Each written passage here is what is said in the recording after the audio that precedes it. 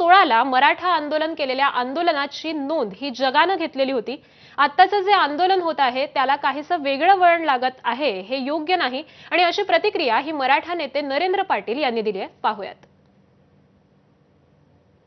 साठी मनोज जरांगे यांच्या आंदोलनाचे एक्सक्लुझिव्ह व्हिज्युअल्स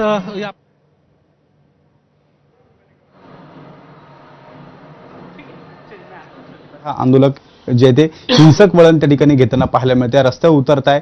संपूर्ण मुंबई जे आहे ती त्या ठिकाणी त्यांनी एक जे वातावरण आहे ते कुठेतरी दूषित होताना आपल्याला पाहायला मिळते. खरं म्हणजे आपलं मराठा आंदोलन हे 2016ला शांतीपूर्व झालं होतं, ज्याची नोंद भारताने परदेशामध्ये घेतण्यात गेली होती आणि तसंच प्रत्येक जिल्ह्यामध्ये ते आंदोलन झालं होतं. परंतु आता आंदोलन होत असताना याच्यामध्ये जे वेगळं वळण लागते ते योग्य नाही. मुंबई ही कॉस्मोपॉलिटन सिटी आहे, जी भारताची राजधानी मानली जाते. या राजधानीमध्ये आम्ही माथाडी कामगार कधी एवढं वेटीस धरलेलं नाही आहे.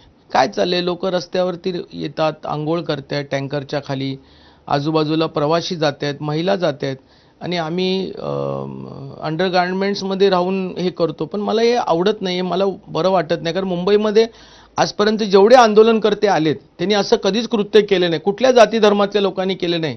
कारण मुंबईमध्ये पुरुष जेवढा काम करतो त्याच्यापेक्षा जास्त स्त्रिया वावरतात. कॉलेजेसची मुलं आहेत, मुली आहेत, नोकरवर्ग आहे. आपण आपल्या भावना कंट्रोल कराव्या.